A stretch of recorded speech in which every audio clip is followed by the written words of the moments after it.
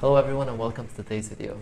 In this video I'd like to address the subjects of veganism and classism, sharing information, studies and research about how veganism is integrated in social classes and both in underdeveloped and developed countries around the world. A few days ago I came across a post on Facebook in which some individuals were actually claiming that veganism is classist and racist. This post inspired me to do some research and make this video to raise awareness about this issue and so that it can be shared if the subject is brought up again. We will start by talking about why exactly this misconception exists, and then we will take a look at all the numbers and the facts. One of the reasons veganism is misconceived as being classist is because of it becoming a trend or a chic lifestyle in Western countries, where we see that social media is flooded by posts about people buying expensive organic foods, portraying veganism as a healthy lifestyle choice. However, veganism is not about health. One can be vegan and unhealthy or vegan and healthy. Veganism itself focuses on the animals, with the benefits of not eating unhealthy animal products as a plus. That being said, we need to make an effort to educate non-vegans on the difference between middle-upper class chic diets and the true philosophy of veganism. Now let's start looking at the numbers. The data gathered by the Food and Agriculture Organization of the United Nations shows us the worldwide annual meat consumption per capita. Let's go ahead and compare the 15 least meat and animal products consuming countries to those who consume the most. The countries consuming the least are the following: Bangladesh, India, Burundi, Sri Lanka, Rwanda, Sierra Leone, Eritrea, Mozambique, Gambia, Malawi, Ethiopia, Guinea, Tanzania, Nepal, and Liberia. And the countries that consume the most meat and animal products are the following: United States of America, Kuwait, Australia, Bahamas, Luxembourg, New Zealand, Austria, the French Polynesia, Bermuda, Argentina, Spain, Denmark, Canada, Portugal, and Qatar. So we already start realizing that 11 out of the 15 countries that consume the least animal products per year are in the top 20 poorest countries list. And from those who consume the most, 7 out of 15 are in the top 20 richest countries. This is even better shown in the following graph, where we realize that when the GDP of a country rises, so does the consumption of meat and other animal products. Additionally, this graph presented by the World Resources Institute shows us that the poorest countries in the world get most of their protein from plant-based meals, while the richest countries are actually getting most of their protein from animal-based foods. So if vegan food is so expensive that it requires one to be of middle or upper class, then how come the world's poorest countries are surviving on plant-based meals? Perhaps this is because producing and consuming plants is much cheaper than producing and consuming animal products, as we see in this table. According to World Watch, collectively a person living in industrial countries consumes up to 3 times the flesh of mammals and birds as a person who lives in developing countries. A person living in the United States consumes 5 times that amount.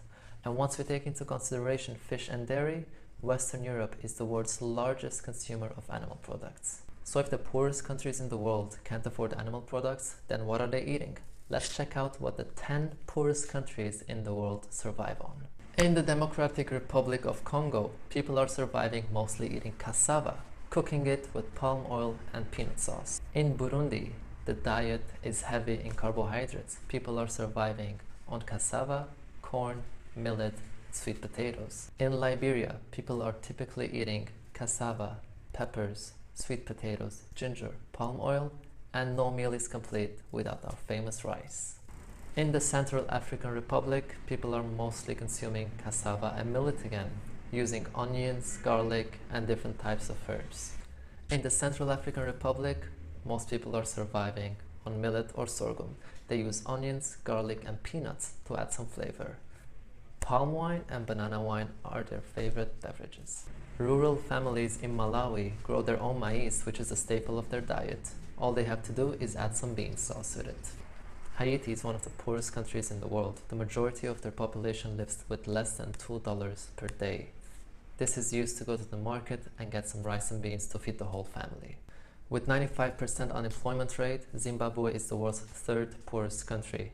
Most of their citizens survive eating kale, spinach, and pumpkin. The rich, though, eat chicken. Now that we've seen all the studies and numbers about vegan diets and the poorest countries in the world, Let's check the other ways that non-veganism contributes to classism. 1/3 of the planet and around 250 million people around the world are affected by desertification, with over 1 billion people in around 100 countries being at risk.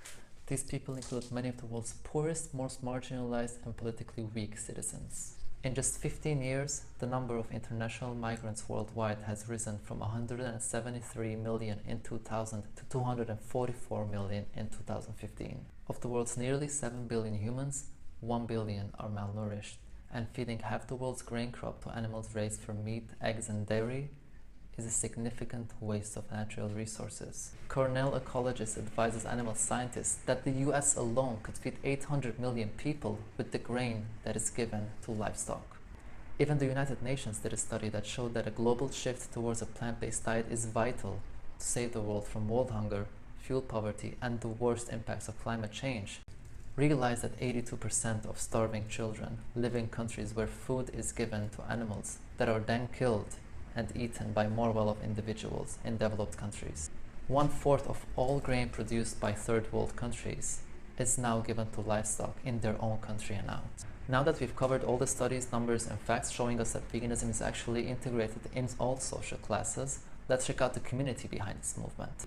As we can see, there are millions of vegans around the world coming from all races, religions, cultures, financial situations, and ages. This cannot be a classist movement. If anything, this movement is open from people of all backgrounds. Just check out how these personal trainers are bringing together communities by giving free training sessions every week. The brown paper bag movement is bringing quality vegan food to the needy of New York City. And places like PS Kitchen, which is a vegan restaurant, gives all their profits to charities that are working on ending the cycle of poverty. And plus they hire all their staff from underprivileged backgrounds. Thousands of other grassroots groups, businesses, and activists around the world have shown the multicultural movement that we have. Veganism is not only for the privileged, and the statement, only middle or upper class people can be vegan, is actually suggesting that only they can have empathy and a sense of justice, which actually is quite discriminatory in itself. Veganism is strictly an anti-oppression and exploitation movement, and the numbers and facts that we saw together show us how much easier, healthier, and cheaper it is to have a meal of rice and beans than a meal of steak and other animal products. If those living in the world's 20 poorest countries can survive on vegan meals, then what are you waiting for to take your step and say no to injustice? Thank you for watching.